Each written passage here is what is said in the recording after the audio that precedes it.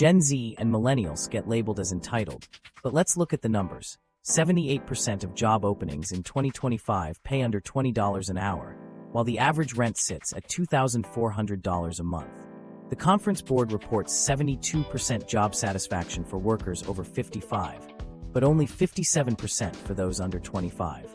Student debt still burdens about 85% of college grads. And according to the BLS, the median round-trip commute has jumped from 54 to 82 minutes since 2000.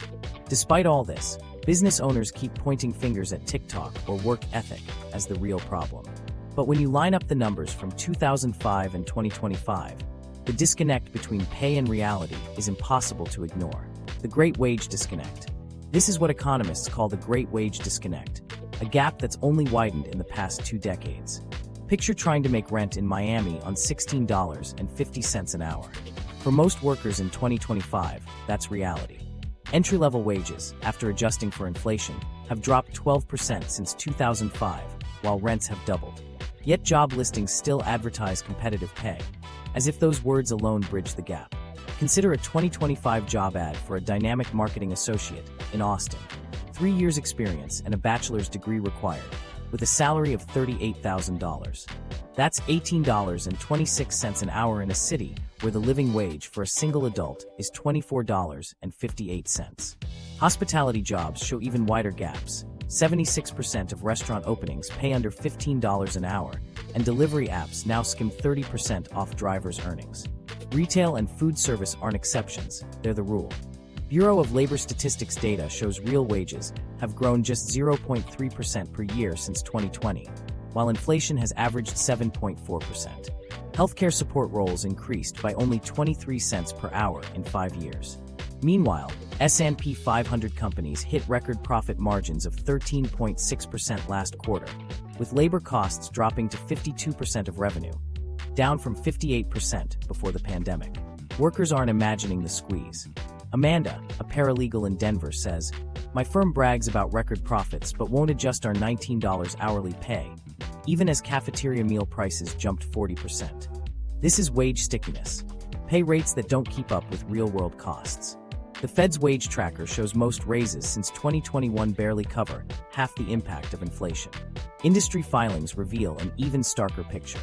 Major retail chains now spend 22% less on payroll as a share of sales than in 2000, yet complain of labor shortages as stores remain understaffed. Fast food franchises increased spending on automation by 217% last year, instead of raising wages above state minimums. This wage suppression is the result of long-term trends. A 2025 Economic Policy Institute study found that corporations captured 93% of productivity gains since 1979 through tactics like stock buybacks, outsourcing to temp agencies, and misclassifying employees as contractors. Stock buybacks alone are up 38% since 2020.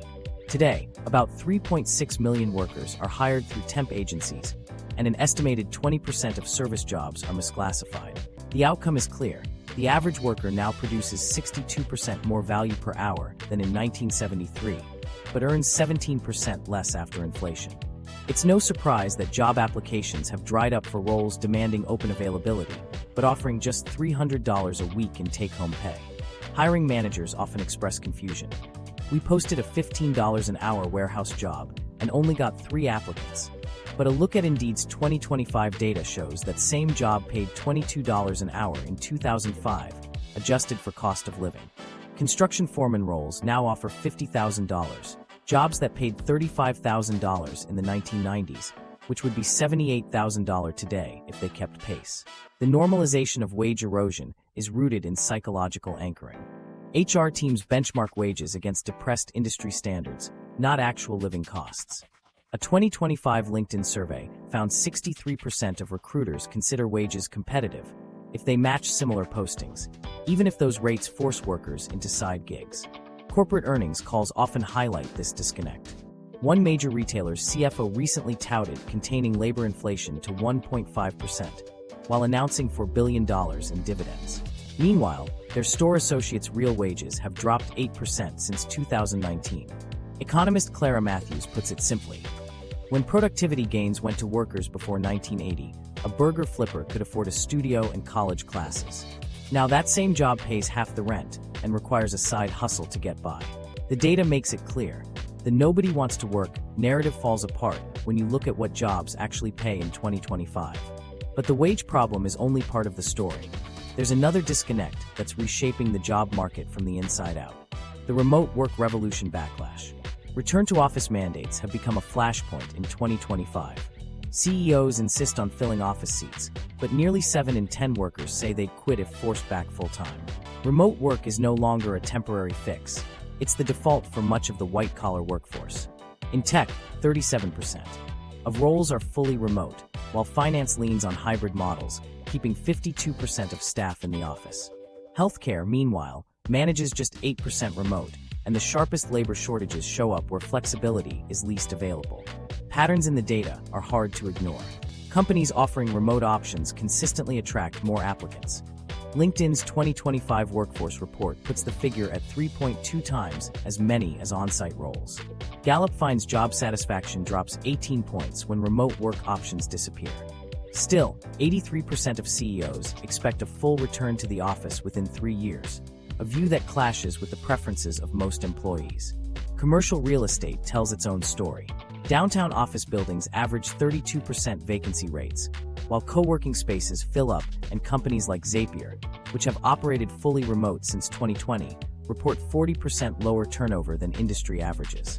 These companies aren't spending $15,000 per employee each year on unused office space, and their retention numbers reflect that. Younger workers have adapted fastest. Gen Z job seekers filter for remote first, before they even consider salary.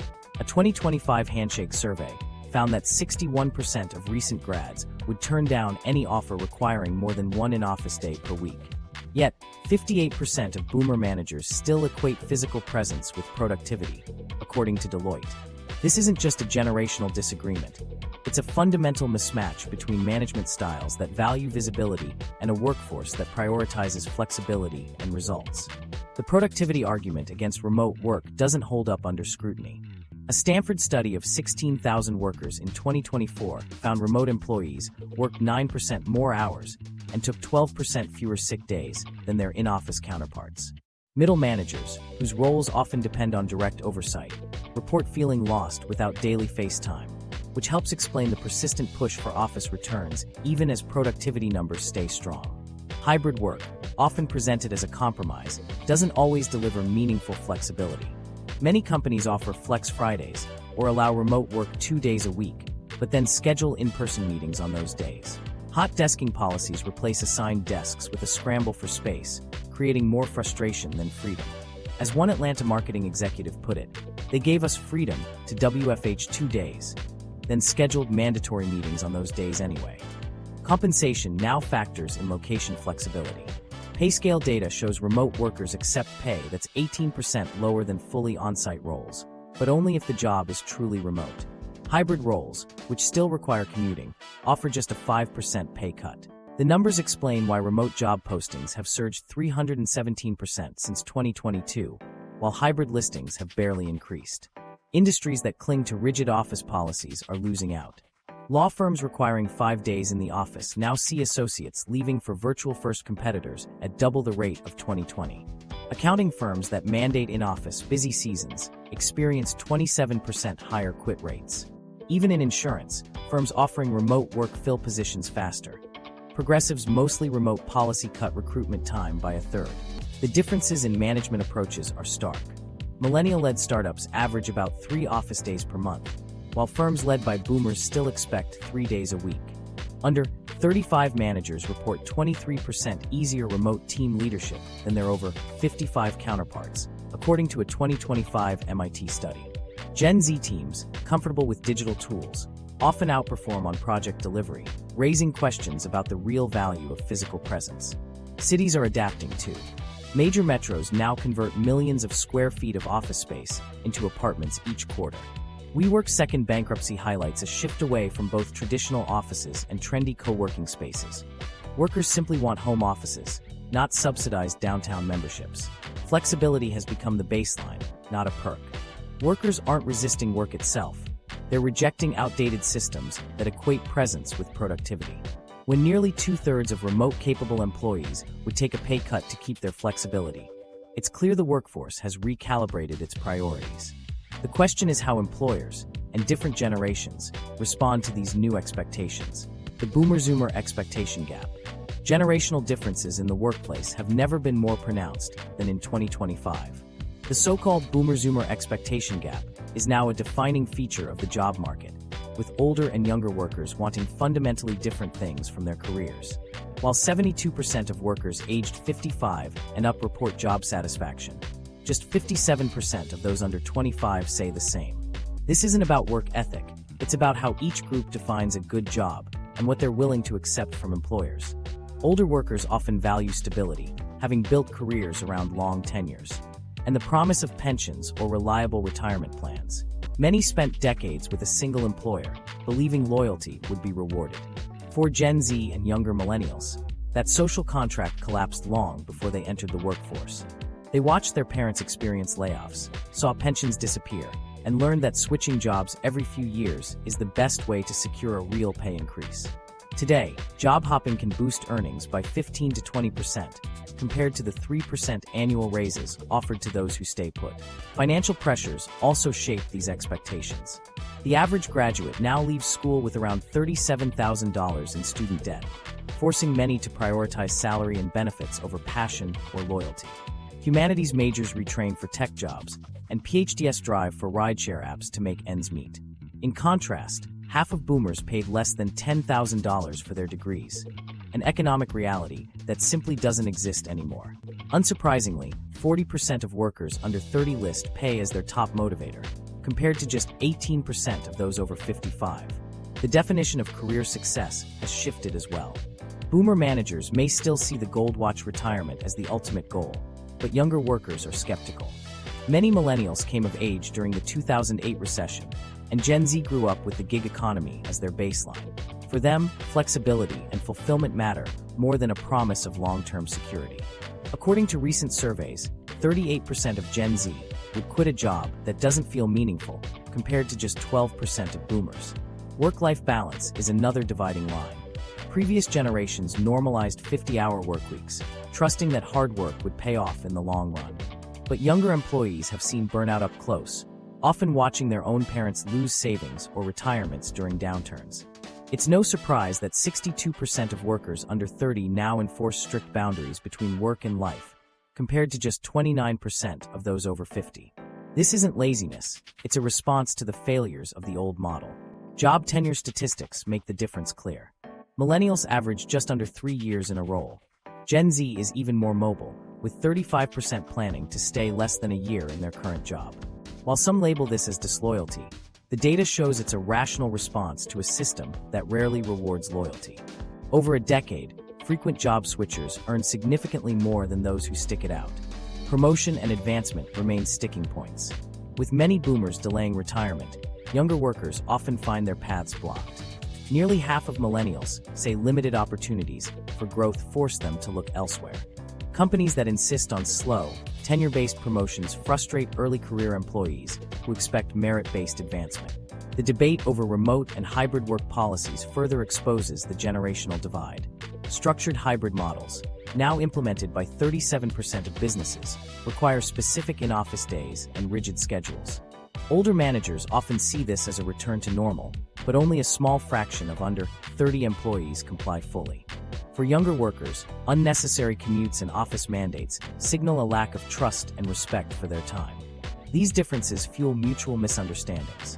Surveys show that over half of boomer managers think younger colleagues expect too much, while most Gen Z workers feel dismissed or patronized by older leadership. Education and formative experiences only widen the gap. Boomers were prepared for steady jobs. Millennials were told to follow their passion, only to face a recession.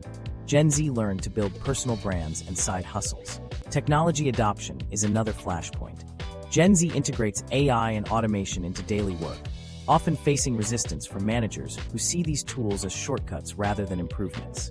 Efficiency gains are sometimes mistaken for a lack of diligence. Both generations are responding to the realities they inherited. Boomers entered a world of affordable homes and pensions. Millennials and Gen Z face high debt, precarious work, and rising costs. Judging one group by the standards of the other misses the point. Each is acting rationally within their own context. Rather than pushing young workers to fit old molds, successful companies tailor their approach. They offer stability to those who want it and growth for those who demand it. Employers that refuse to adapt will keep losing talent and blaming entitlement, instead of recognizing how the landscape has changed. But even as companies struggle to bridge these gaps, a new frustration is taking hold among job seekers. A disconnect that isn't about expectations at all, but about whether the jobs they're applying to even exist. The ghost job epidemic. A new frustration has emerged for job seekers in 2025, the rise of the ghost job epidemic. Job boards display thousands of openings, but a growing share of these positions are not actually available. Ghost job listings have grown substantially, with anecdotal LinkedIn posts showing years-old openings remain active and unchanged. These listings create a misleading sense of opportunity, but for applicants, they often result in silence and wasted effort. Companies leave postings up for months at a time, sometimes to appear as if they're expanding, other times to keep a steady flow of resumes for their files. The always hiring label has become a fixture, especially in industries like retail, hospitality, and customer service. Indeed reports postings using this phrase have risen 183% since 2022. In these sectors, reposting is routine. Major employers relist the same cashier or server roles repeatedly, sometimes dozens of times a year. Most applicant tracking systems now auto-refresh listings monthly unless paused manually, so expired jobs reappear whether or not there's a real vacancy. As a result, job seekers encounter the same roles week after week, applying multiple times without ever hearing back. Application-to-hire ratios have soared. In competitive fields such as tech and marketing, it's now common to see ratios exceed 100 to 1. This means hundreds of candidates may apply for a single role that either never gets filled or was never open in the first place. Companies have their reasons. Some want to build a database of potential hires for future needs. Others use listings to encourage internal transfers before considering outside applicants, and a portion simply post jobs to gauge salary expectations or market trends without any intent to hire. These listings often feature excessive requirements, demanding advanced degrees or years of experience for entry-level pay, making it clear the goal is not to fill the position. Tech, finance, and consulting are especially prone to this practice. Large firms maintain hundreds of open positions on their career pages, but insiders admit only a fraction represent real, budgeted jobs. Consulting firms, in particular, are known for collecting applications for experienced hire pipelines, even when no actual roles exist. For job seekers, this means their resumes are stored in a system for indefinite periods, rarely reviewed, and almost never acknowledged. The toll on applicants is easy to see.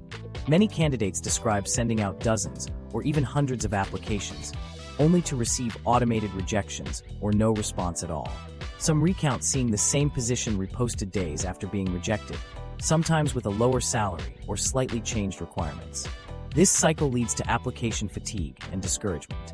Data from ZipRecruiter shows that more than half of job seekers give up after submitting over 100 applications without meaningful results. Ghost job postings also distort the broader labor market. Official statistics may count millions of openings, but workforce analytics firms estimate that a significant portion are simply placeholders, not true vacancies. This artificial inflation of demand benefits employers by supporting narratives of labor shortages, which can be used to justify outsourcing, automation, or requests for regulatory changes. It also makes it harder for job seekers to gauge where genuine opportunities actually exist. The process itself has become more demanding. Applications now take longer to complete, yet response rates have dropped sharply. Automated systems filter out most applicants before any human review, often for arbitrary reasons. Some companies have been caught sending automated rejection emails for positions that were never meant to be filled, further highlighting the disconnect between what's advertised and what's real. Certain industries, especially those claiming worker shortages, are among the worst offenders.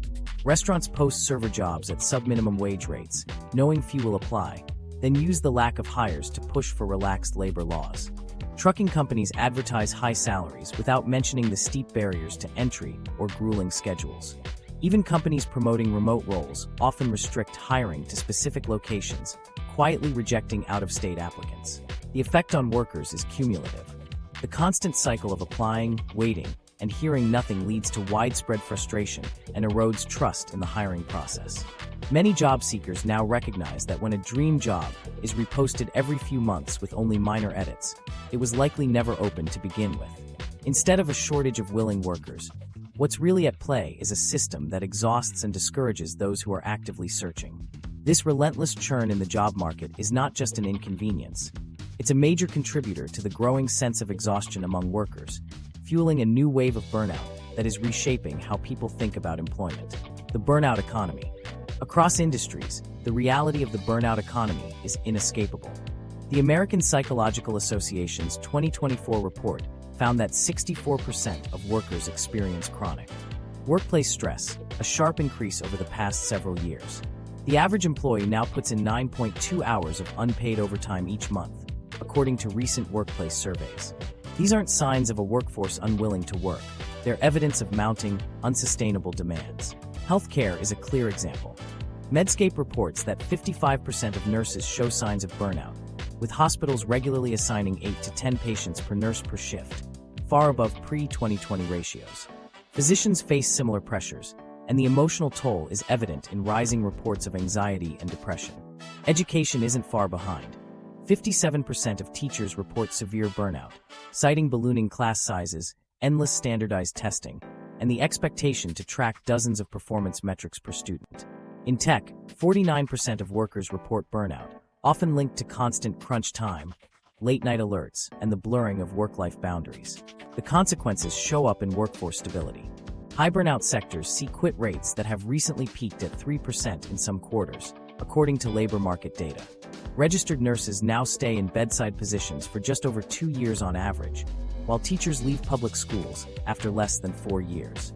In tech, software developers rarely last more than 2 years at a single company, as they try to escape relentless deadlines and unsustainable expectations. Work intensity has changed since the pandemic. Office workers are expected to be available at all hours.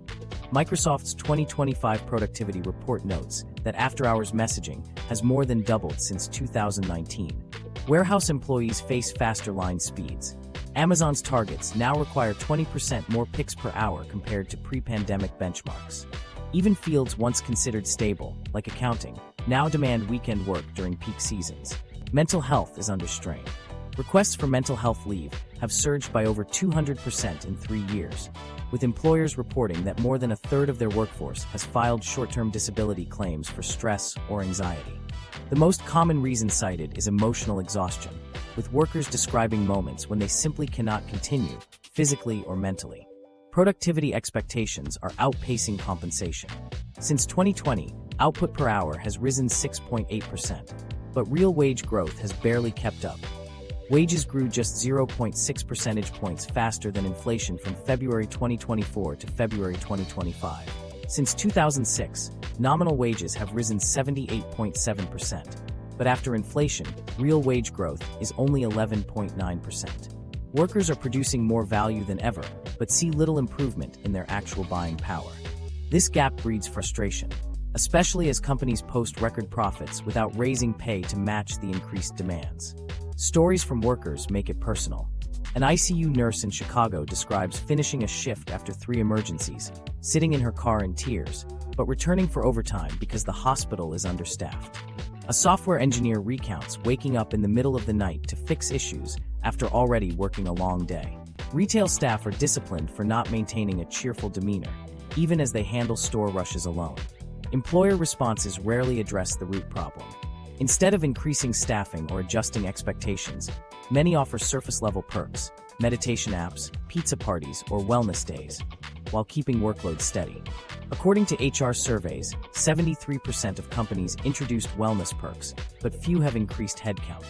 This approach only deepens the cycle. As workers leave, the burden on those who remain grows, driving more departures. Some industries have normalized extreme overwork. Law firms, consulting agencies, and investment banks treat 80-hour weeks and overnight stays at the office as badges of honor. These practices persist because they make it easier for employers to avoid raising wages or hiring more staff. The longer the cycle continues, the more normalized burnout becomes. The data is clear. Workers are not rejecting the idea of work. They are rejecting systems that demand ever-increasing output without meaningful support or reward. Full-time employees now log more hours than before the pandemic, but fewer are willing to accept the old narrative that this is just how things are. When extra effort brings no real improvement in quality of life, disengagement is a rational response. As the burnout economy grinds on, workers are left searching for alternatives, often turning to new careers, retraining, or side gigs in hopes of finding a better balance. But for many, the next hurdle isn't just the workload or the pay. It's the ever-rising barrier of qualifications, as even entry-level roles begin to demand more than ever before. The Great Reskilling Paradox. The Great Reskilling Paradox defines the modern job hunt. Employers demand advanced skills for basic roles, but rarely provide the training to acquire them. In 2025, this mismatch is more obvious than ever. Administrative assistant postings now require a bachelor's degree 61% of the time, up from just 19% in 2000. Yet pay for these jobs has dropped 12% after inflation, leaving workers overqualified and underpaid. Credential inflation is everywhere. Companies expect senior-level expertise for entry-level wages. Tech job postings reveal just how out of sync requirements have become. Junior developer roles routinely list 3 to 5 years experience with AI frameworks for jobs that mostly involve maintaining legacy databases. A Denver startup recently advertised a marketing coordinator position demanding skills in GPT-5 prompt engineering, HubSpot, Salesforce, Figma, and After Effects for $22 an hour. That's not an entry-level job. It's a wish list for 3 separate specialists, all squeezed into one undercompensated position. Employers often blame a skills gap, but the numbers tell another story. While 78% of companies complain about unqualified applicants, internal training budgets have fallen by nearly a third since 2020. Businesses want job-ready experts delivered to their door, but few invest in helping workers develop those skills. In trades, mechanics must now pay thousands out of pocket for manufacturer certifications, as apprenticeship programs disappear. Nursing homes require RN degrees, but offer nothing in the way of tuition support, even as they warn of staffing crises. The adoption of Gen AI tools highlights the paradox. 91% of companies say AI skills are essential, but only 12% offer any training on these tools. Workers are expected to somehow master prompt engineering and data analysis on their own, often while juggling unrelated coursework or side jobs. According to surveys, 68% of recent graduates say they learned more practical skills from free online tutorials than from their degree programs. The mismatch is most pronounced in sectors with the highest demand. Healthcare job ads now ask for bachelor's degrees for phlebotomist positions that pay $18 an hour. IT help desk roles want CompTIA certifications and cloud experience for wages barely above fast food. Retail manager listings increasingly require business degrees and promise 60-hour weeks for $45,000 salaries. These aren't isolated cases, they're the new normal. For job seekers, the process is often discouraging. Applicants describe spending hundreds on online courses to meet job requirements, only to find out in interviews that hiring managers want something entirely different. Rejection emails cite missing skills for entry-level roles, even when candidates hold relevant degrees. The system pushes people to overinvest in credentials that don't guarantee better jobs. Looking back makes the shift clear. In the 1980s, receptionist jobs asked for a pleasant phone manner and typing speed. Today, the same roles demand an associate degree and proficiency with Office 365. Manufacturing jobs that once provided on-the-job training now require vocational certificates before anyone is even considered. The share of jobs needing post-secondary education has doubled since 1980, but real wages have barely moved. At the same time, corporate investment in training has collapsed. Large firms once spent over 2% of payroll on employee development. Now it's less than 0.5%. The burden of skill building has shifted to workers and universities, but employers still filter out candidates without degrees, even for roles where practical skills matter more than credentials. A Harvard Business Review study found that only a quarter of college graduates use degree-specific knowledge at work, yet most employers automatically screen out non-degree holders. Workers are left in a bind. Many go into debt for credentials that don't guarantee a living wage, while companies expect pre-packaged expertise without offering support. Nearly half of recent graduates feel overqualified academically, but underprepared for the jobs available. The Reskilling paradox is not about laziness or a lack of ambition. It's a system that expects workers to pay the price for corporate unwillingness to train. While employers chase ideal candidates and push the cost of skill development onto workers, people are forced to find new side ways hustle to make trap. ends meet. For a growing The share of reality the for many workforce is that a the single side job hustle trap isn't enough anymore. has become a defining feature of modern employment. The rise of gig work and freelance jobs isn't about chasing dreams or building a personal brand. It's about closing the gap left by stagnant wages and rising costs.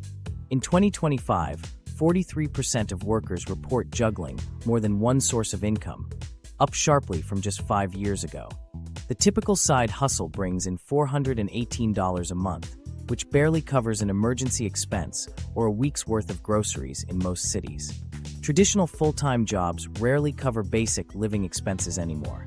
The average rent-to-income ratio stands at 38%, which leaves many workers with little choice but to seek extra income. It's now common to find office workers driving for Uber after hours, teachers selling materials online, or nurses working warehouse shifts overnight.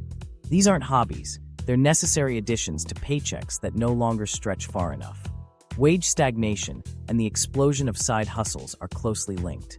Bureau of Labor Statistics data shows real wages have grown just 1.2% per year since 2020, while participation in the gig economy has increased by nearly 7% annually. Most people aren't abandoning the idea of a traditional job. They're patching together enough work to survive. Delivery apps are the most visible example. DoorDash reports that 62% of its drivers hold another job, and 38% work full-time elsewhere.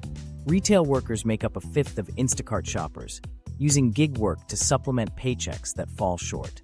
The costs of this patchwork approach are significant. Workers with multiple jobs report fatigue levels 23% higher than those with only one. Managers notice the impact. Nearly half say employees with side hustles seem less engaged at their primary job. Despite this, those same workers often deliver higher hourly productivity, a sign that exhaustion, not laziness, is the real issue when people are working across 2 or 3 employers each week. The most common side hustles aren't glamorous. Tutoring, freelance writing, and transcription top the list, but most pay less than $20 an hour. Many settle for even less, reselling used clothes online or doing data entry for $11 to $14 an hour after fees. These jobs rarely offer benefits or stability, so workers stack them, hoping the combined income will be enough to keep up with bills. Multiple job holding has nearly doubled since 1980, now at 8.3% of the workforce. The trend is especially pronounced among younger workers. A third of Gen Z employees hold at least 2 jobs, compared to just 12% of baby boomers when they were the same age. This isn't about work ethic or ambition. Adjusted for inflation, entry-level jobs for boomers paid nearly 30% more than what today's new workers can expect. Personal stories drive home the harsh reality. A paralegal in Phoenix explains how her $42,000 salary disappears under the weight of childcare, forcing her to take proofreading gigs online at night. A teacher in Cincinnati describes spending weekends delivering food because his district pay hasn't kept up with inflation. These aren't isolated anecdotes, they're the new normal. Employers often make things worse. Most companies officially discourage moonlighting, but only a small fraction pay enough for workers to rely on a single job.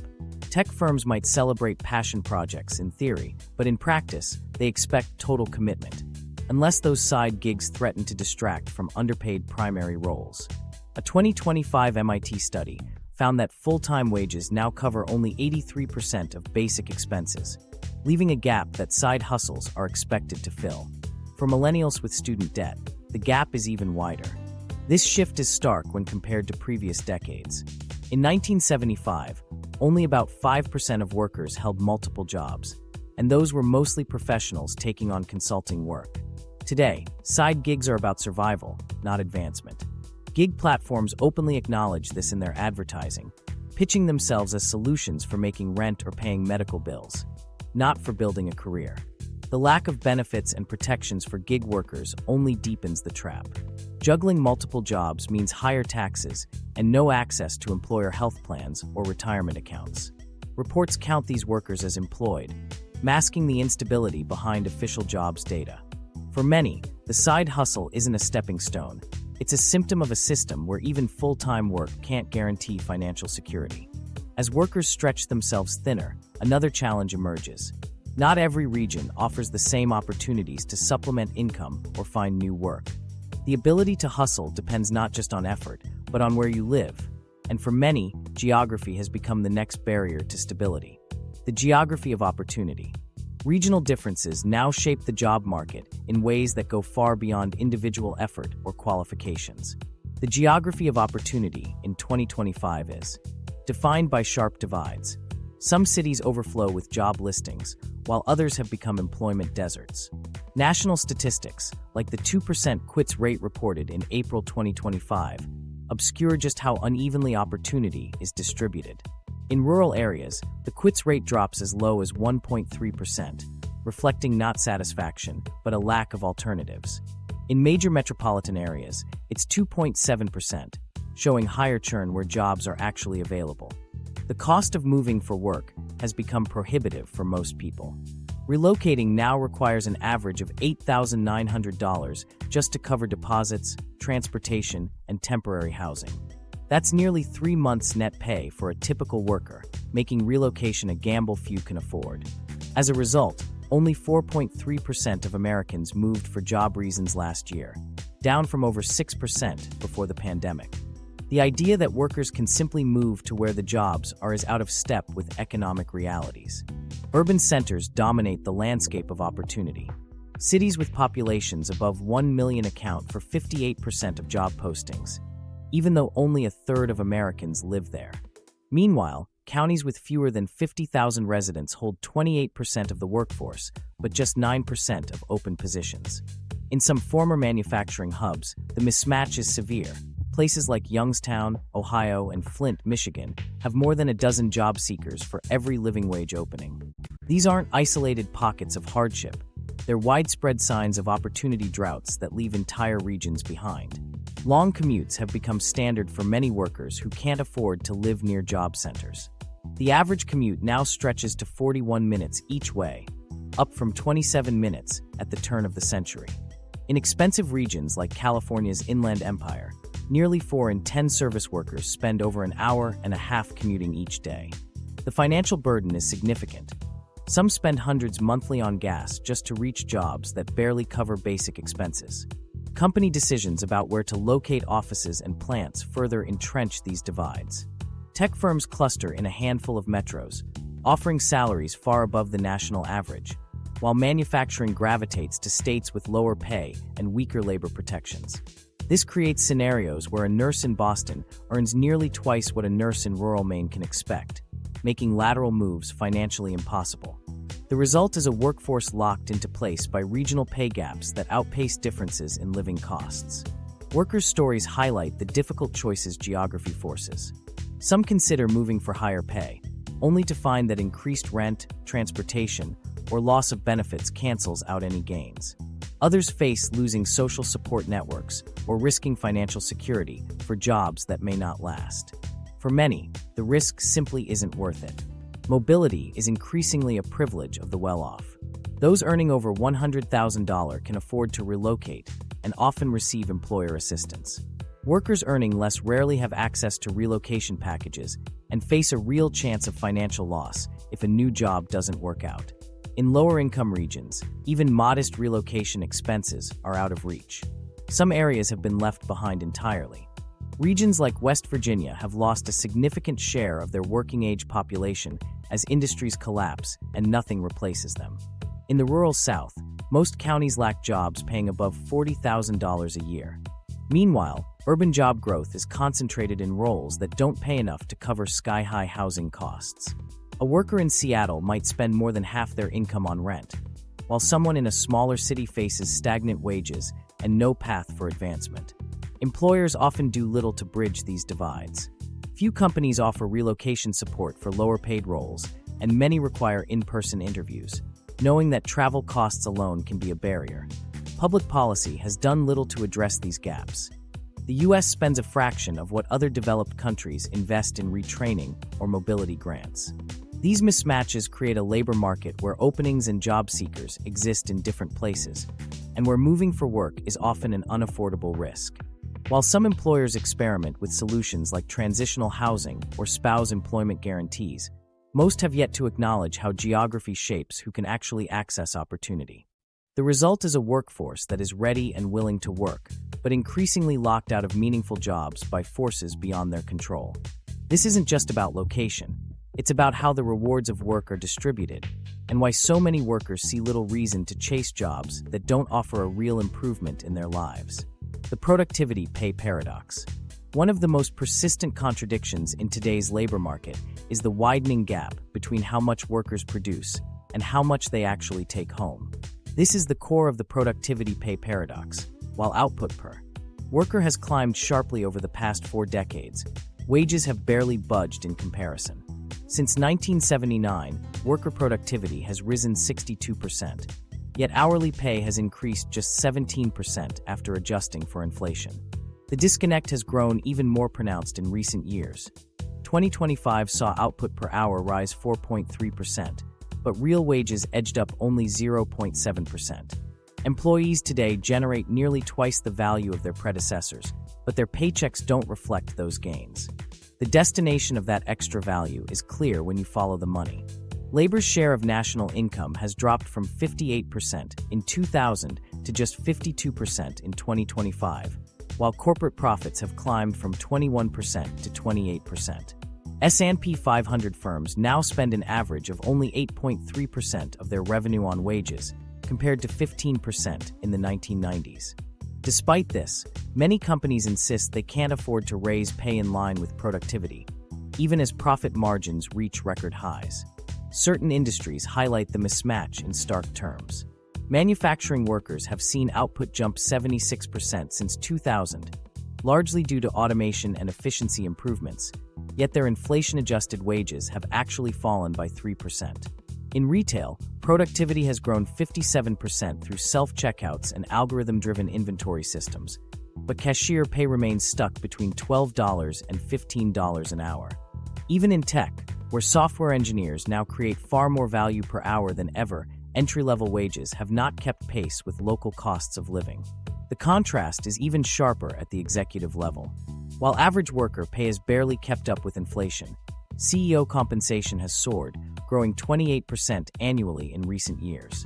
The average S&P 500 CEO now earns 324 times more than their median employee, a ratio that was only 61 to 1 in 1989. Stock buybacks have played a major role in this shift. In 2024, companies spent 92% of their profits on buybacks and dividends rather than on raising wages. The result is a pay structure where a single cashier would need more than 1,000 years to match what their CEO makes in one. Automation has also changed the landscape, but not to workers' advantage. Employees who train AI systems or adapt to new technologies rarely see their compensation reflect those efficiency gains. Customer service representatives now handle triple the volume of inquiries with chatbots, but still earn the same hourly wage. Accountants process vastly more documents with AI tools, yet their raises barely keep up with inflation. According to one study, 87 cents of every dollar saved through automation goes to shareholders, not workers. Historically, things looked very different. Between 1948 and 1979, productivity and wages grew almost in lockstep, each rising close to 90%. That relationship broke down after 1980. Since then, productivity has grown 6 times faster than compensation. If wages had kept pace, today's median worker would earn around $92,000 instead of $58,000. The shift toward contract and gig work has only intensified the problem. Companies now classify over 20% of workers as independent contractors, sidestepping benefits and overtime. Gig workers like rideshare drivers produce significant value, an estimated $27 per hour, but often take home less than $10 after expenses. Many in logistics and delivery face similar gaps, lacking both health coverage and job security despite enabling record profits for their employers. The bulk of these gains flow to investors and shareholders. Since 2020, 68% of productivity improvements have been redirected to dividends and buybacks. For example, Apple alone spent $110 billion on buybacks in 2024, enough to give every employee a substantial raise. Instead, average wage increases were minimal. This decoupling, where workers no longer benefit from their own increased output, has become the new normal. The Economic Policy Institute found that from 2019 to 2025, productivity rose 9.4%, while worker compensation grew just 1.7%. If compensation had tracked productivity since 1979, the average hourly wage would be $38, not $22. The effects are visible in every sector. Nursing home aides care for more residents than ever, but earn half what they could make in retail. Teachers manage larger classes for less real pay than a generation ago. Workers across the board see their responsibilities grow while their rewards stagnate. The numbers don't lie. Wage stagnation isn't inevitable.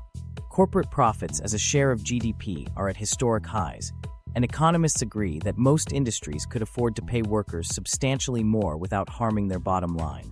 Yet, as long as the rewards of increased productivity are funneled upward, workers have little reason to go above and beyond. The disconnect between effort and reward is no longer just about pay. It's about the shrinking value of the overall compensation package, a reality that becomes even clearer when you look at what's happened to workplace benefits. The benefits erosion. The erosion of workplace benefits in 2025 is reshaping what jobs actually offer beyond a paycheck. Employer health insurance, once a standard pillar of compensation, now covers far less while costing workers far more. A Kaiser Family Foundation study shows that the average deductible for single coverage has climbed to $2,850, nearly double what it was a decade ago. Premiums for workers have increased 43% since 2000, yet coverage itself has shrunk by 28%. For someone earning $40,000, it means spending a significant chunk of pre-tax income before insurance covers anything but the basics. Retirement security has followed a similar path. Just over half of private sector workers, 53%, have access to any employer-sponsored retirement plan, a steady decline from previous decades. Traditional pensions are now rare, available to only about a third of those with plans. Instead, most workers are left with 401(k)s, where the median employer contribution is just 2.7% of salary. The typical near-retiree has managed to save around $112,000, which translates to about $500 a month in sustainable withdrawals, barely enough to cover basic expenses, let alone unexpected costs. Paid time off is another casualty. The average worker receives only 9 vacation days per year after 5 years on the job, down from 12 in 2000. The situation for service workers is even worse. 43% get no paid vacation at all. Sick leave is patchy, with 26 states still lacking any paid sick day requirements. That leaves millions of workers forced to choose between their health and their income. Stories of workers penalized for taking unpaid sick days, even during serious illness, are common. One warehouse employee described being written up for missing work while sick with COVID-19. Industries that used to offer generous benefits have scaled back the most.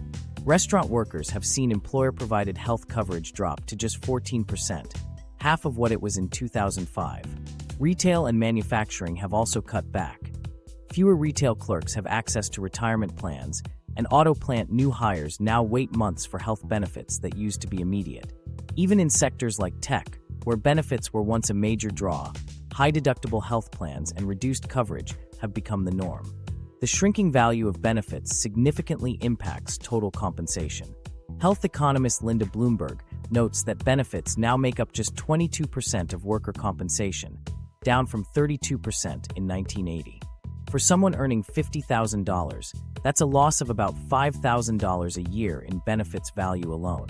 When combined with stagnant wages, the effective compensation package for many workers has slipped back decades, even as their productivity keeps climbing. Health costs have shifted aggressively onto workers. In 2025, employees are responsible for 42% of their health insurance premiums, up from 28% in 2005.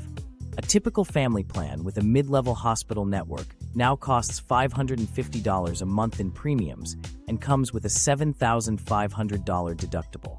For a worker earning $45,000, that means paying nearly 4 months' worth of take-home pay before insurance truly covers anything significant. Comparing today's benefits to those of previous generations reveals how much has been lost. In the 1980s, factory workers paid nothing for comprehensive health insurance and could retire at 55 with a pension covering most of their previous salary. Today, the same job comes with high out-of-pocket costs, a 401k that might last a few years, and little security past the next paycheck. Teachers who once received free family health plans now pay thousands in premiums and face working until their late 60s. Worker stories make the consequences clear. A nurse in Colorado describes her health insurance switching to a catastrophic-only plan, sending her insulin costs from $30 to $400 a month. A factory worker in Pennsylvania saw his pension replaced with a token 401k match. Even tech employees now pay thousands each year for plans that barely cover 60% of medical costs. The effects go beyond finances. Many workers stay in jobs they dislike simply to keep their health insurance. 42% cite coverage as the main reason for not switching employers. Others turn down promotions that would make them ineligible for public benefits. The system traps people in roles that offer little chance for advancement or security.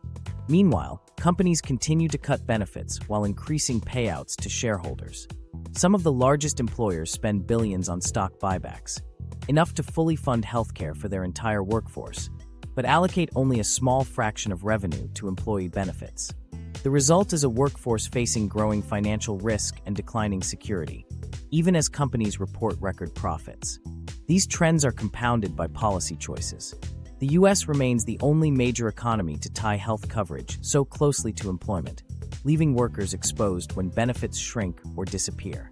Medical costs now drive the majority of personal bankruptcies, and retirement insecurity threatens millions of older workers with poverty. The cumulative effect is a compensation package that falls far short of what previous generations received for similar work. Today's $45,000 factory job comes with less than half the benefits value of its 1985 equivalent. When employers and policymakers ignore this reality, they overlook a key reason why workers are disengaged and turnover remains high. As benefits have eroded, another challenge has quietly undermined job quality, one that affects not just pay and security, but the very structure of workers' daily lives. The schedule squeeze. The schedule squeeze in 2025 is a defining feature of low-quality jobs, shaping daily life for millions of workers. Today, the average employee faces 3.7 schedule changes per month, up sharply from just over one a decade ago. Workers often receive only a few hours' notice for these changes. For those in retail and food service, this instability is even more severe. Nearly two-thirds learn their weekly shifts less than 3 days in advance. Coordinating childcare, transportation, or a second job becomes nearly impossible under these conditions. The root cause isn't just poor planning. It's algorithm-driven scheduling systems that constantly adjust labor to match predicted demand, cutting costs at the expense of predictability. On-call shifts have become routine in hospitality, retail, and healthcare. Workers are told to keep entire days open, often without pay, only to be called in for a 2-hour stint or not at all. According to a 2025 National Employment Law Project study, nearly 4 in 10 part-time workers report clopening shifts, closing late at night and returning just hours later to open again.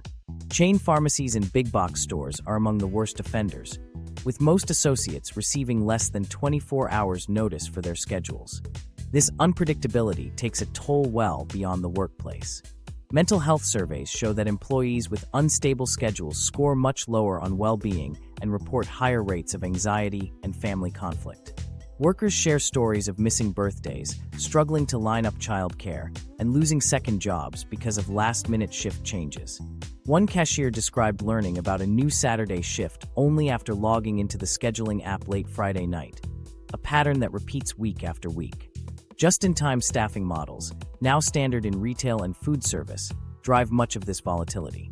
Algorithms monitor everything from weather forecasts to social media trends, adjusting staffing levels hour by hour.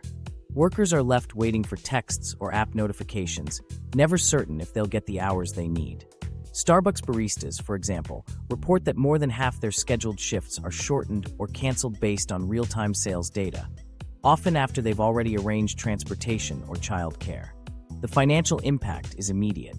Food service workers lose nearly a quarter of their scheduled hours each month to last-minute cutbacks, and most receive no compensation for canceled shifts. Many are contractually barred from working elsewhere during on-call periods, so a canceled shift means both lost income and wasted time. The unpredictability extends to manufacturing and logistics, where weekly hours can swing wildly based on fluctuating orders or delivery schedules. The decline in schedule predictability is clear in the numbers. In the mid-1980s, nearly 80% of hourly workers had fixed schedules. Today, only a third do. Even office jobs aren't immune. Over 40% of salaried employees now report weekend or after-hours work demands that weren't part of their job a generation ago. Nursing aides, warehouse workers, and flight attendants all describe mandatory overtime and constant rotation changes as routine. These scheduling practices have created a generational divide. Older managers who built careers on stable 9 to 5 routines often dismiss younger workers' complaints as entitlement. But for Gen Z and millennials, unpredictable schedules are the norm.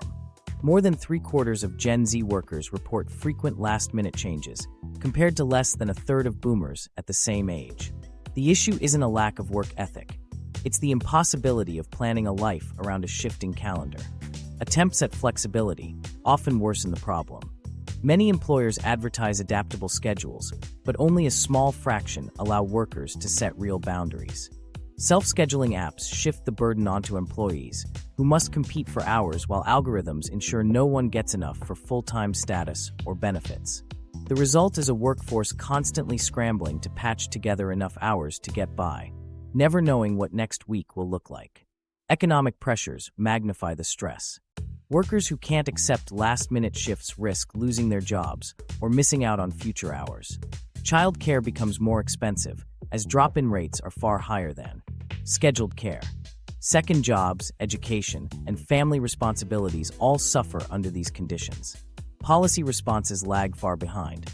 Only a handful of states require even minimal notice for schedule changes, and most laws contain loopholes that exclude large segments of the workforce. The erosion of predictable scheduling isn't just a logistical hassle. It's a key reason workers turn down jobs or leave industries altogether. When job ads promise flexibility, but deliver chaos, it's no surprise that people seek stability elsewhere.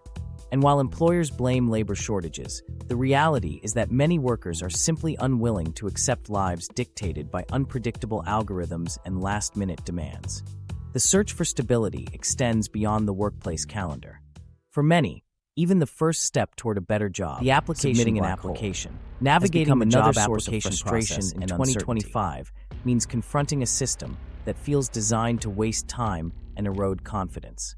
Applicants spend nearly half an hour on each submission, more than double the time required a decade ago, only to encounter silence from employers in the vast majority of cases. Non-response rates now hover around 87%. Automated systems filter out candidates for the smallest formatting quirks or missing keywords, often discarding highly qualified people before any human ever reviews their materials. A single misplaced word or a resume that doesn't fit a rigid template can send an application into a digital void. Industries with high turnover, like retail, hospitality, and tech, are notorious for this. Tech roles, especially, have among the lowest response rates. Fewer than 4% of software engineering applicants receive any reply at all. Retail chains routinely attract thousands of applications for a handful of positions, yet take weeks or months to make hiring decisions. Restaurants and stores keep "now hiring" signs up indefinitely, but rarely follow up with more than a fraction of those who apply. Even as businesses complain about labor shortages, their own systems quietly discard or ignore most potential hires. Algorithmic screening has made the process more arbitrary and opaque. Resume parsing software routinely rejects nearly half of qualified applicants before a person ever sees their information. A resume might be filtered out for lacking a specific phrase, even when the candidate's experience is clearly relevant. Applicants adapt by rewriting and reformatting their resumes dozens of times, hoping to slip past the digital gatekeepers. Some report being rejected for listing standard skills like Java, when the system misinterprets the term. Others describe submitting hundreds of applications, each tailored to an employer's specific requirements, and hearing nothing in response. The hiring process itself has grown longer and more convoluted. Where a single interview once sufficed, candidates now face multiple rounds, online assessments, and personality tests, even for entry-level roles. The average time from application to job offer has nearly tripled since 2005, stretching to more than 2 months for many white-collar positions. Fast food and retail jobs, which once required a simple paper application and a brief conversation, now involve online portals, digital quizzes, and video interviews for wages that have barely kept up with inflation. This drawn-out process takes a psychological toll. After sending out dozens or even hundreds of applications with little or no response, job seekers report declining confidence and mounting exhaustion. Many describe application burnout, the sense that no matter how much effort they put in, the outcome is out of their hands. It's common to hear stories of applicants spending hours on detailed cover letters or unpaid assignments, only to be ghosted after multiple interviews or never contacted at all. Ghosting is now routine, not the exception. Nearly every job seeker has a story about being left in the dark after what seemed like a promising interview. Even internal candidates, those already working for a company, often receive no feedback after applying for promotions or transfers. Employers often cite high application volume as the reason, but many admit they lack even basic systems to keep track of or communicate with candidates. All of this adds up to a hiring process that feels less like a search for talent and more like a series of arbitrary hurdles. Companies keep job postings active for months, often with no real intention to hire, while candidates invest increasing amounts of time and energy for diminishing returns. The result is frustration on both sides. Businesses complain about a lack of applicants willing to work, while workers feel shut out by a system that rarely gives them a fair chance. For those trying to start their careers, the barriers are even higher. The next challenge isn't just making it past automated filters. It's meeting experience requirements that seem to grow more demanding every year, even for jobs that claim to be entry-level. The experience catch, 22. Employers in 2025 have built a job market where the first step onto the ladder is often out of reach. The experience catch, 22, is now a defining feature of entry-level hiring. Companies ask for years of professional experience for roles that, by definition, should be for beginners. LinkedIn data shows that nearly 7 out of 10 associate positions now expect credentials or skills found only in mid-career professionals. It's common to see job postings for junior marketing coordinators requesting 3 years of paid social media management, or entry-level paralegals needing advanced certification in legal tech. The requirements keep escalating, even for jobs that barely existed a few years ago. Experience inflation isn't limited to high-prestige fields. Administrative assistant postings that once required a typing test now demand 2 years of executive support experience and proficiency in multiple scheduling platforms. Server jobs at chain restaurants prefer sommelier certification. Engineering internships require applicants to present portfolios with production-ready apps, even when the pay is barely above minimum wage. The gap between what's required and what's offered has widened to the point that many roles are no longer accessible to true first-timers. Internship culture only deepens the paradox.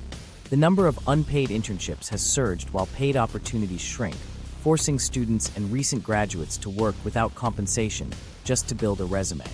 Many law firms and media companies expect months of unpaid labor for a chance at a low-paying entry-level job. In some cases, internships require tuition payments or enrollment in expensive credit-earning programs, extracting even more from those trying to get a foot in the door. It's not uncommon for a new graduate to spend a year or more working for free, only to find that paid roles still require prior experience.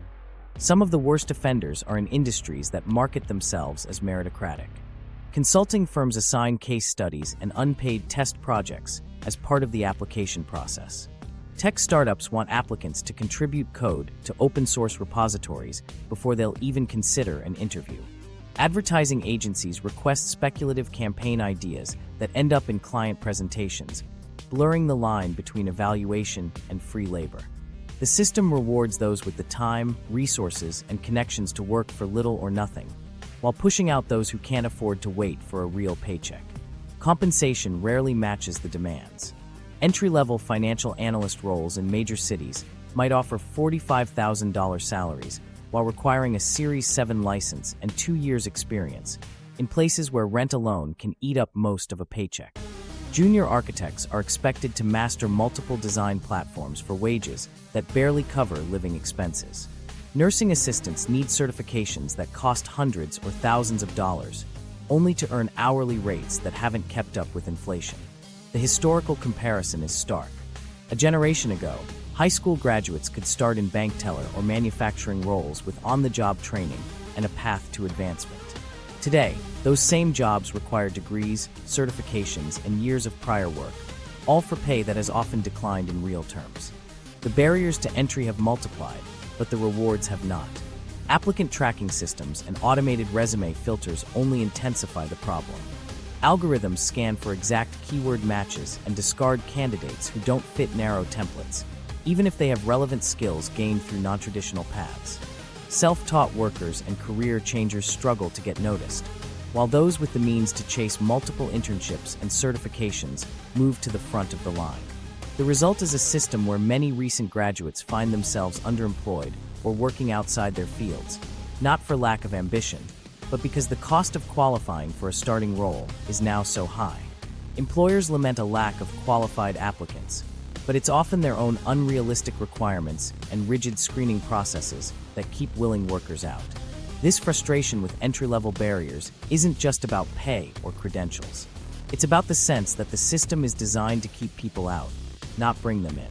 And for many, the next obstacle isn't just getting through the door. It's what happens once they're inside, navigating a workplace where leadership is often in just as short supply as opportunity. The middle management mismatch. Inside many workplaces, the real issue isn't a lack of workers. It's a shortage of effective middle management. The mismatch between what employees need from their supervisors and what actually exists has become a defining workplace problem in 2025. Gallup's data shows only about a third of workers believe their managers are competent, a sharp drop from a decade ago. The Bureau of Labor Statistics links poor management to more than half of voluntary quits, with turnover costs now running into the hundreds of billions annually. The pattern starts at promotion. Most managers are selected based on tenure or technical performance, not on their ability to lead people. In fact, 2/3 of new managers receive no formal leadership training at all before they're given teams to oversee. Industries like retail and food service are especially prone to these problems. Shift leaders and department heads are promoted for meeting sales targets or operational goals, but rarely for their ability to handle conflict or develop staff. Workers are disciplined for minor infractions while struggling through health issues or personal emergencies, all under managers who lack basic empathy or communication skills. In many cases, supervisors are more comfortable enforcing rules than resolving problems, leading to a culture where staff feel undervalued and unheard. Healthcare offers its own version of the mismatch. Charge nurses or assistant administrators often wield authority over more experienced or specialized staff, leading to resentment and high turnover. Reports of bullying, favoritism, and lack of support are common. Many nurses point to supervisors with minimal patient care experience who nonetheless dictate clinical practices and schedules. This disconnect between authority and expertise fuels frustration and burnout on the front lines. In corporate environments, the problem often comes from pushing high-performing specialists into people management roles they're not equipped for. Tech companies routinely promote top engineers or developers to team leads without considering whether they have the skills or even the interest in managing others. The result is the accidental manager, someone who excels at their own work but struggles with feedback, conflict, or motivation. These issues compound in fast-paced settings where leadership is treated as a reward for output, not a discipline requiring its own development. Manufacturing and logistics have seen similar breakdowns. Floor supervisors or line leads used to spend years learning how to manage teams. Now, many are promoted after crash courses or simply for clocking the most overtime. This shift away from mentorship and hands-on learning means that new managers often enforce procedures rigidly without understanding the bigger picture or the needs of their teams. The consequences of this mismatch are visible in retention data. Companies that invest in real leadership development see much lower turnover, but most organizations spend little on management training, often less than the annual budget for office snacks. In contrast, settings like the military require extensive leadership training before anyone takes charge of a team. The private sector's reluctance to prioritize people management has left many workplaces with supervisors who lack the skills or support to build healthy teams. Exit interviews and worker surveys repeatedly highlight toxic management as a leading reason for quitting. often above low pay or lack of advancement. Employees cite micromanagement, inconsistent rule enforcement, and lack of transparency as daily frustrations. Stories of retaliation, favoritism, and arbitrary scheduling are common across industries. In many cases, managers are caught between conflicting expectations from upper management and the realities faced by their teams, with little training to navigate the gap. Historically, supervisors had more experience and direct mentorship before stepping into management. Today, many are expected to figure it out on their own, often relying on online modules or generic leadership books. The decline in professionalization has left a vacuum where effective leadership should be, eroding trust and morale. Some industries have institutionalized poor management practices. Restaurants and retail chains promote staff with little more than a brief orientation, while tech startups romanticize disruptive leadership that often amounts to chaos. Executive incentives rarely align with team well-being. Most companies still base bonuses on financial targets rather than employee satisfaction or retention. The result is a workplace where dissatisfaction is often driven less by the work itself and more by the people in charge. Workers aren't resisting authority, they're reacting to supervision that feels arbitrary, inconsistent, or disconnected from reality. When organizations wonder why turnover is high or morale is low, the answer often lies in how they value and develop their managers. While these management issues drive much of the dissatisfaction, the conversation about workplace problems rarely focuses on leadership quality.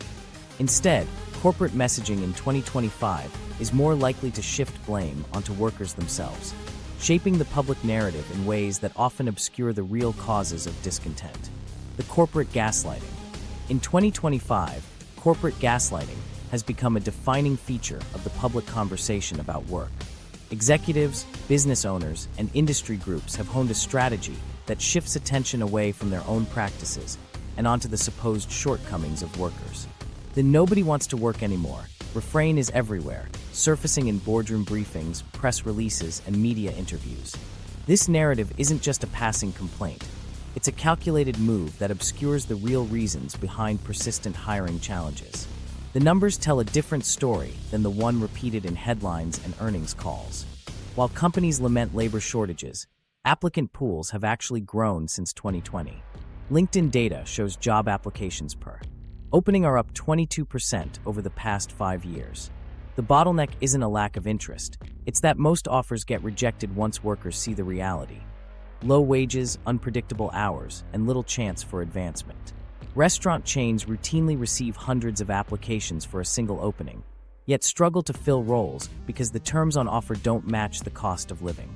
The lazy worker myth falls apart when you examine why so many jobs go unfilled. They simply don't offer a fair deal. Industries most vocal about labor shortages are often those offering the least.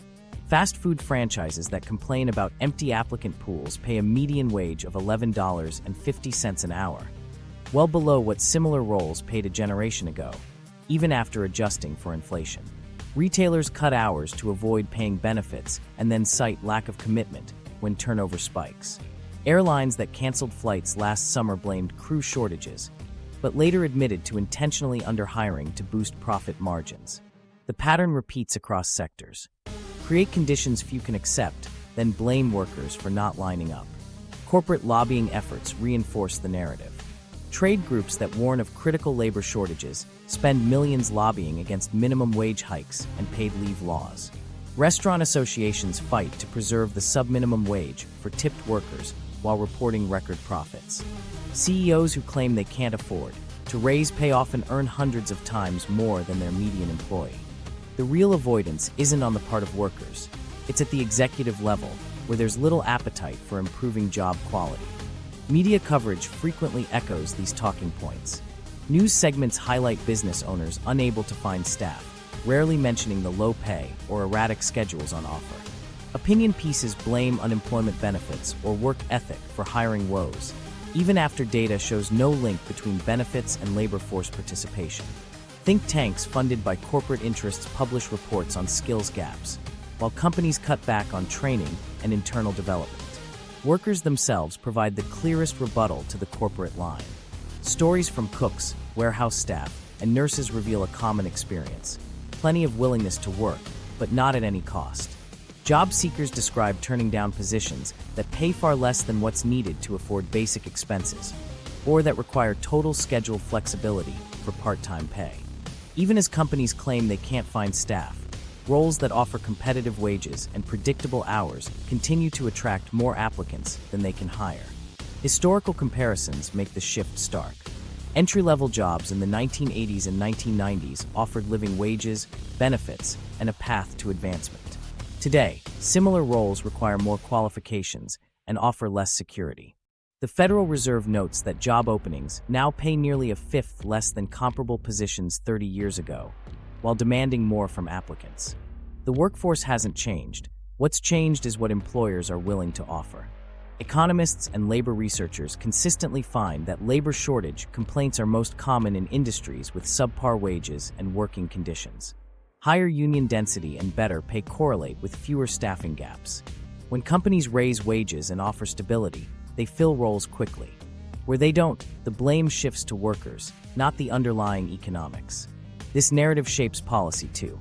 Lobbyists push for looser child labor laws and cuts to unemployment benefits, arguing that people need more motivation to work. At the same time, they ignore the fact that most people receiving benefits are already employed or seeking better jobs. The skills gap explanation is used to justify slashing training budgets, not expanding them. The real-world evidence is clear. When a job pays fairly and treats employees with respect, people line up to apply. The so-called labor shortage is not about a lack of willingness, it's about the terms on offer.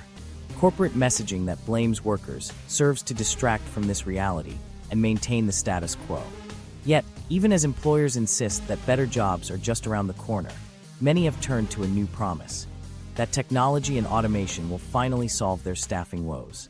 But the reality of these investments is far more complicated. Automation in 2025 is everywhere in corporate conversations, but the reality on the ground rarely matches the narrative. Companies continue to pour billions into AI, robotics, and workflow software, presenting these investments as the solution to labor shortages and rising costs. Yet, the day-to-day impact for most workers is less about replacement and more about adaptation. The promise of a fully automated workplace, one where machines handle all the repetitive, low-value tasks, remains distant. Retail has become a proving ground for automation's limitations. Self-checkout kiosks were supposed to make cashiers obsolete, but stores have actually added staff to troubleshoot errors, restock machines, and assist confused customers. Amazon's just walk-out technology was billed as a revolution, but their cashier-less stores require more employees per square foot than traditional supermarkets.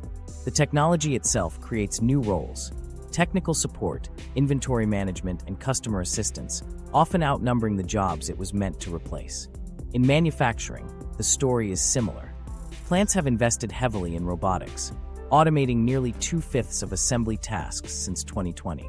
But overall employment hasn't declined. Instead, new positions have emerged for maintaining and repairing machines, programming control systems, and monitoring production lines. A plant supervisor at a major automaker summed it up: "Every robot brings 2 new jobs, one to keep it running, another to fix it when it breaks."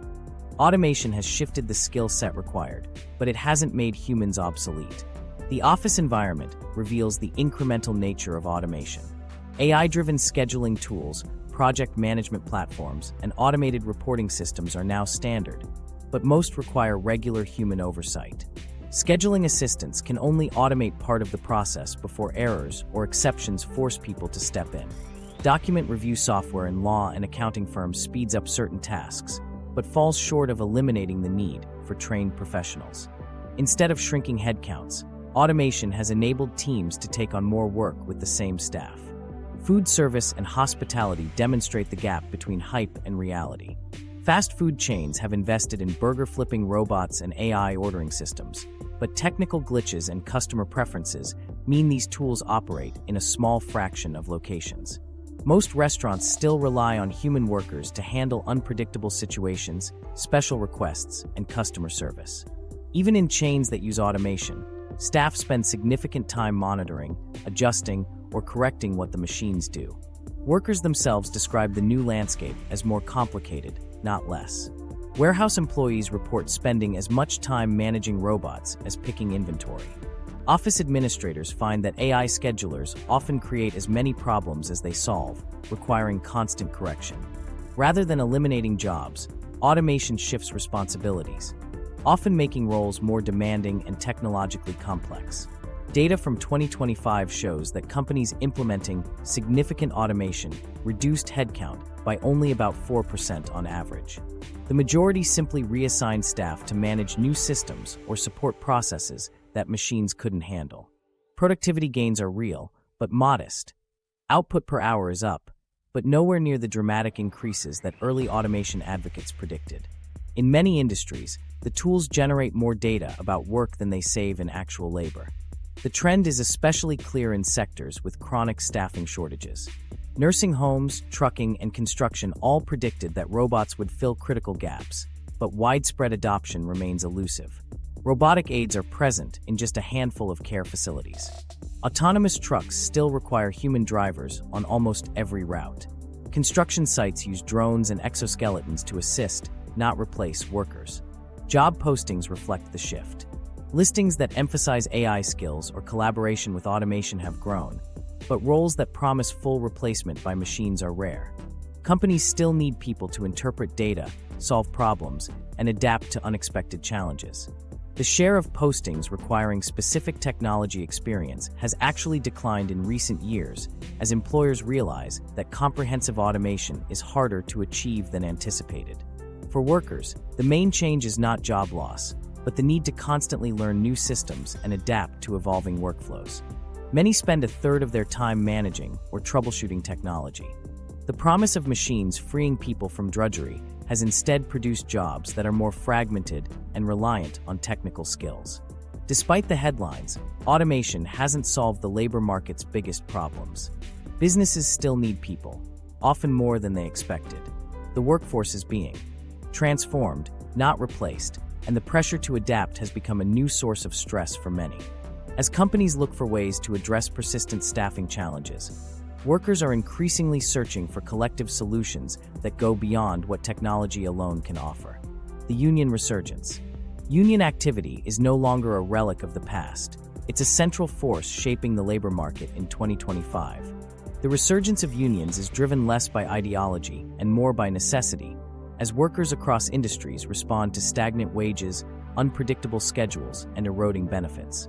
In the last 2 years, worker-led organizing campaigns have surged over 60%, and the number of successful union elections has reached levels not seen since the late 1990s. This uptick is most pronounced in sectors facing the most acute staffing shortages. Where employers claim they can't find anyone to work, union drives are 3 times more common than in stable industries. The message from workers is clear. It's not that people won't work, it's that they won't accept the terms on offer. Labor Department figures highlight the scale of this shift. In the first quarter of 2025 alone, union election petitions exceeded 3,400, with a success rate of 76%. Sectors like food service, healthcare, and logistics stand out. At Starbucks, locations with the highest turnover saw union votes pass by overwhelming margins. Nursing homes struggling to fill shifts reported union wins in over 90% of cases. These outcomes point to a pattern. Workers are not rejecting work itself. They are organizing to reject the conditions that make the work unsustainable. Employers have responded with a mix of resistance and costly interventions. Spending on anti-union consultants rose nearly 30% in the past year. Tactics range from mandatory anti-union meetings and last-minute bonuses to outright retaliation, including firings and schedule cuts that have triggered thousands of complaints to labor authorities. Despite these efforts, the momentum is with workers. In many cases, public backlash against employer crackdowns has only fueled more organizing, especially when high-profile firings or anti-union campaigns become national news. Union victories deliver measurable improvements. Wages at unionized locations often jump by several dollars an hour, and new contracts commonly include provisions for stable schedules, improved health coverage, and limits on mandatory overtime. In logistics and delivery, collective bargaining has secured protections against unpredictable shift changes and excessive monitoring. Sectors with strong union presence now report lower turnover, fewer unfilled positions, and higher job satisfaction scores. Workers in unionized shops also report seeing fewer ghost jobs and more transparent hiring practices. Strike activity has increased as well, but with a notable change. Strikes are shorter and resolutions come faster. In 2024, the average major work stoppage lasted less than a week, as employers agreed to demands after brief disruptions. Recent examples include writers, auto workers, and healthcare staff, all of whom secured significant contract gains in a matter of days rather than months. These outcomes suggest that many companies have the resources to meet worker demands, but only do so under collective pressure. The appeal of unions is especially strong among younger workers. Gen Z approval rates for unions now exceed 85%, a dramatic contrast with older generations. For many, collective action is seen as the only effective way to shift workplace dynamics and secure basic rights. Younger organizers point to the failures of the old model, where individual hard work was supposed to be rewarded, and instead focus on building power through solidarity. Corporate arguments against unions have lost much of their force. Claims that unions reduce flexibility or threaten competitiveness are undermined by data showing unionized locations outperforming their non-union peers on retention, customer satisfaction, and even profitability. In many cases, union contracts have made jobs more attractive, drawing in applicants who previously avoided those workplaces. New organizing efforts have reached unexpected corners of the economy. Video game testers, cannabis dispensary employees, digital media staff, and even nonprofit workers are forming unions at rates never seen before. Policy changes have played a role, with faster resolution of labor disputes and new rules that make it easier to organize without lengthy elections. The connection between unionization and labor shortages is increasingly difficult to ignore. Regions and sectors with strong unions report fewer unfilled jobs, while areas with weak labor protections struggle to attract and retain staff. When wages rise and schedules stabilize, applicant pools grow rapidly, suggesting that the so-called labor shortage is often a shortage of acceptable jobs, not willing workers. Union resurgence is reshaping the labor market's expectations. Workers are no longer waiting for employers to improve conditions. They are organizing to claim what they see as overdue. This shift is setting the stage for deeper changes, as demographic trends and workforce transitions accelerate in the years ahead. The future work reckoning. The future of work in the U.S. is facing a direct collision with demographic realities, employer practices, and shifting worker expectations. A reckoning that is no longer theoretical, but already underway. By 2030, the workforce will be fundamentally reshaped not just by technology, but by numbers that can't be ignored. As 10,000 baby boomers retire each day, the incoming generation is smaller by nearly a third. This shrinking labor pool gives workers more leverage, regardless of how aggressively companies try to automate or outsource. McKinsey estimates a global shortfall of 85 million workers by the end of the decade, a gap that can't be closed by technology alone. Education trends are appending old assumptions about talent pipelines. Since 2020, college enrollment has dropped 15% as younger workers question the value of expensive degrees for jobs that pay less than skilled trades. More 18 to 24-year-olds are choosing construction and manufacturing over business programs, drawn by starting wages that are 23% higher than entry-level office roles. This shift is forcing white-collar employers to reconsider degree requirements or risk leaving desks empty. Policy is beginning to catch up, but only in fits and starts. Recent legislation has targeted some of the worst labor practices, such as unpredictable scheduling and extreme pay gaps. The Worker Bill of Rights proposes mandatory advance notice for shifts, and some states have passed laws barring employers from rejecting applicants solely for having a criminal record. Even in conservative states, the reality of labor shortages is pushing policy in unexpected directions. These changes signal an acknowledgement that the old playbook, low pay, minimal benefits, and disposable workers, no longer works. Economic pressures are driving real change in compensation. In 2025, average raises hit 5.3%, the highest in decades, as companies scrambled to keep staff. Firms that resisted wage increases saw talent walk out the door.